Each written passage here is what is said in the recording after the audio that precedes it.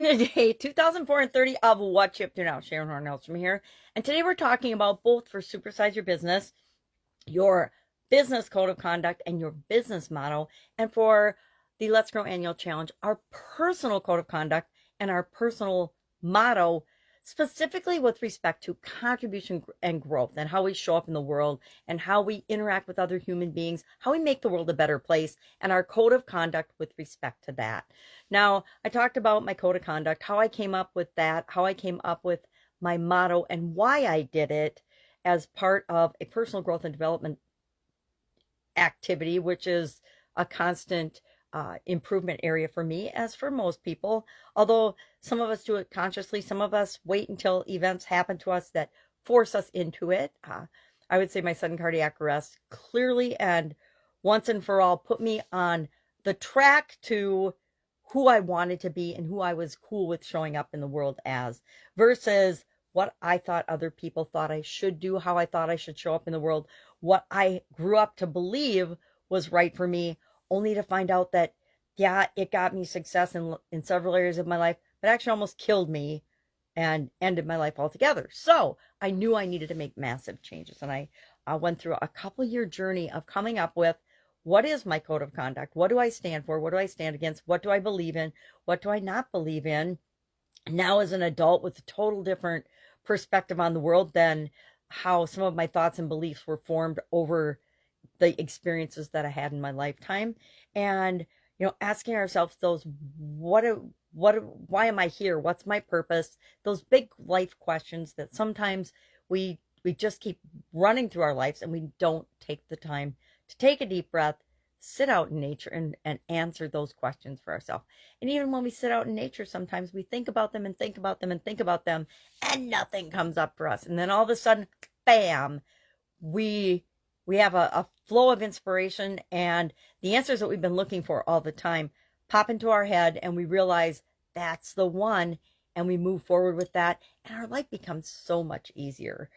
Once I came up with and clearly defined the behaviors I would not tolerate from myself, as well as from other people and other relationships and in different areas and aspects of my life became a lot less stressful and a whole lot easier. No, I'm not going to take on that problem. I understand. I love you. But that's your problem and your situation to deal with. I can help you. I can guide you, but I can't make that problem my own because I don't have the ability to solve that problem for you. Only you can solve that problem for yourself.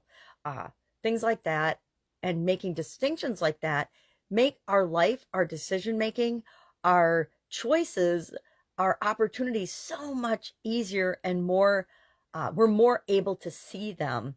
A lot of times, what we need is right in front of our face, but we won't even see it because we've got beliefs and things in front of us that are blinding us from the ability to see things. This is coming from a legally blind person, so it's pretty entertaining to use visual analogies, but it's so true.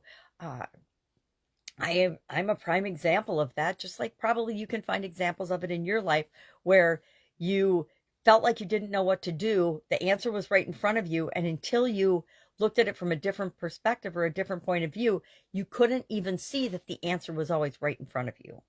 Ever been in that situation? Of course you have, because we all have.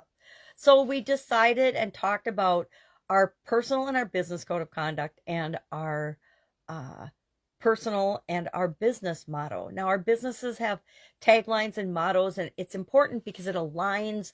When we're talking about our personal one, it aligns all the parts of ourself. When we're talking about our business one, it aligns, it does the same thing for all of the parts and all of the people involved in our business, not just in our business, but stakeholders and people that are impacted by our business.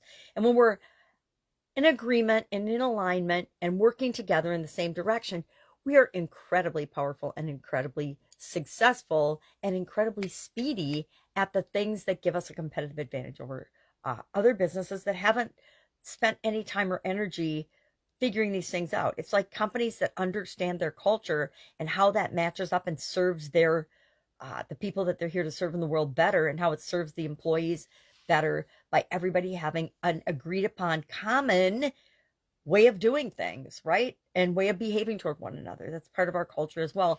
And our code of conduct and our motto I personally believe should be a part of that culture. They should be something that we create consciously together, not that forms ad hoc like many business cultures do, like many of our lives do. If we don't design our life on purpose, it gets designed by everything around us and everything we're exposed to.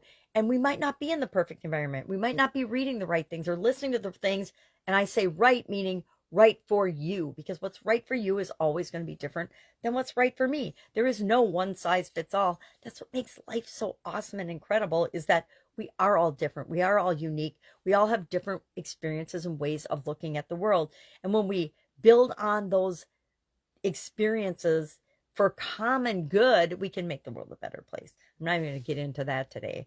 I got my absentee ballot. I'm going to vote today so I can let go of all the political nonsense and realize it is not in my control. I'm not going to change anyone else's mind, but I will continue to encourage people to open our eyes, think for ourselves, ask questions.